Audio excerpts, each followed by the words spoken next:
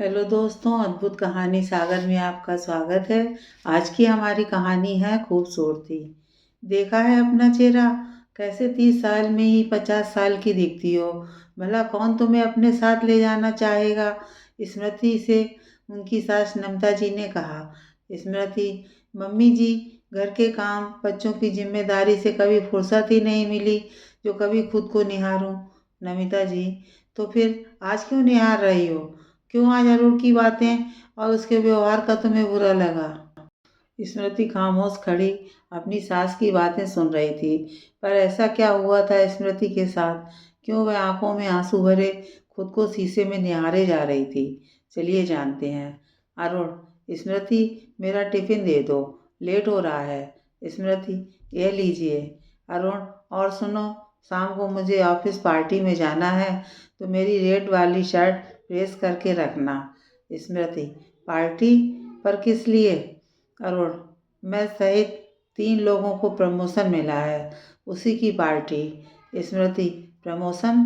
पर आपने मुझे तो यह बात बताई ही नहीं। अरुण, ओह भूल गया। वैसे भी तुम्हें घर परिवार से कभी फुर्सत मिले तभी तो मेरी बात सुनोगी। लाओ अब मेरा टिफिन। स्मृति, तो यह पार्टी में आप अकेले ही जाएंगे या फिर मैं भी तैयार रहूं? अरुण, अच्छा मजाक है, ये तुम्हारी रसोई नहीं है। यहाँ बन ठन के जाना पड़ता है और यह सब तुम्हारे लिए नहीं है। जाओ अपना काम देखो। ये कहकर अरुण ऑफिस चला जाता है और तभी से स्मृति खुद को शीशे में निहार रही थी। उन दोनों की बात नमिता जी ने सुन ली थी। नमिता जी, बहू, आज जो हुआ उसमें सारी गलती सिर्फ अरुण की ही नहीं है, खुद तुम्हारी भी है। माना कि घर परिवार की जिम्मेदारी तुम बखूबी निभा रही हो, पर औरत को बेटी, माँ, बहू के साथ साथ पत्नी की जिम्मेदारी को भी संभालना होता है। तुम पहले तो ऐसी नहीं थी, पर जब से गुड़िया पैदा हुई है तुम तो बस उसी में खुद को भुलाए बैठी हो। जब देखो तुम्हारे कपड़े से या तो गुड़िया की उल्टी या रसोई के तेल मसाले ही महकते हैं, और अरुण को अपनी पत्नी इस घर में दिखाई ही नहीं देती। स्मृति, पर मम्मी जी, ये घर परिवार बच्ची अरुण की भी तो है ना। मैं अब पहले जैसी नहीं रही क्योंकि मैंने गुड़िया को जन्म दिया है, तो ऐसे में मेरा बदलाव तो स्वाभाविक है। बस अब मैं सुंदर नहीं दिखती, सस्ती संवरती नहीं, तो अरुण को मुझे अपने साथ कहीं ले जाने में शर्मिंदगी महसूस होती है। वह प्यार ही क्या जो आपकी खूबसूरती पर ही निर्भर रहे। नमिता जी, बात तो बहुत गहरी कही है तुमने। प्यार खूबसूरती पर निर्भर नहीं होता, पर प्यार तो सबसे पहले खूबसूरती पर ही न्यौछावर होता है ना।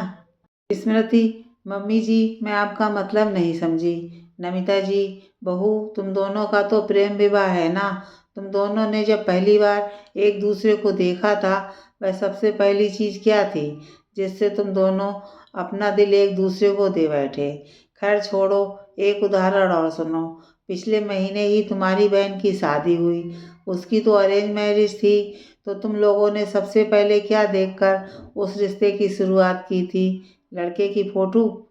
समझ गई या और भी उदाहरण दूं?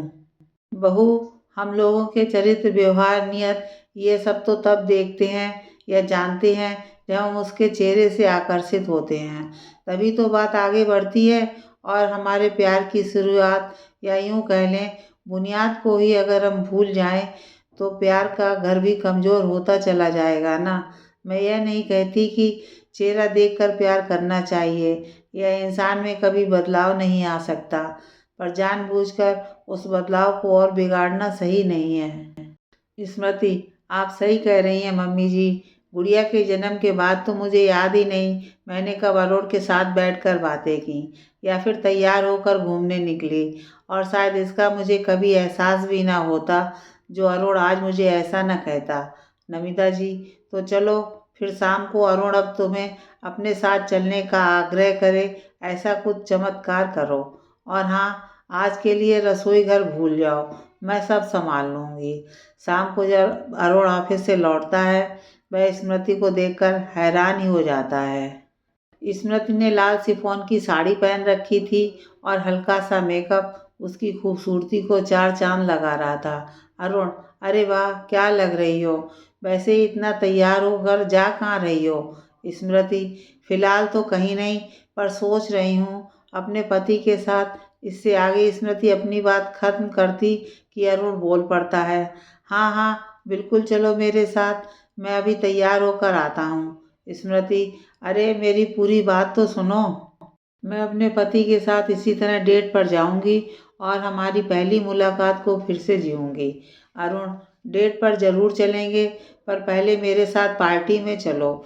सच में स्मृति, आज तुम्हारे पुराने रूप को देखकर मुझे तुमसे दोबारा प्यार हो गया। पर अचानक से यह बदलाव? स्मृति, है मेरी एक बेस्ट फ्रेंड जिसने आज मुझे मेरी जिम्मेदारी को अच्छे से समझाया। और स्मृति अपनी सासू माँ की ओर देखकर एक हल्की सी मुस्कान देती है। नमिता जी भी अपना चश्मा नीचे कर उन दोनों को देखकर मुस्कुरा देती हैं।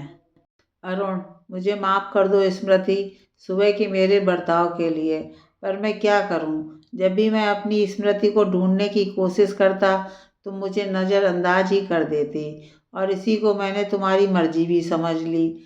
स्मृति, माफ़ी तो मुझे भी मांगनी है आपसे। बाकी सारी जिम्मेदारियां निभाते निभाते पत्नी की जिम्मेदारी को ही भूल गई। प्रेमिका बनकर ही तो ये सारे रिश्ते मिले, और मैंने प्रेमिका के किरदार को ही छोड़ दिया और सारी जिम्मेदारियां और रिश्तों की खिचड़ी बना डाली। फिर दोनों निकलने लगते हैं पार्टी के लिए। तो स्मृति गुड़िया को गोद में उठा ही रही होती है। नमिता जी कहती हैं, जब तुम दोनों पहली बार मिले थे तो क्या यह थी? नहीं ना। फिर आज समझ लो वही दिन है। ये अपनी दादी के साथ रहेगी, क्योंकि मम्मी पापा को वह क्या कहते हैं तुम लोगों की भाषा में? हाँ, डेट पर जा रहे हैं। माहौल बड़ा ही प्यारा बन जाता है।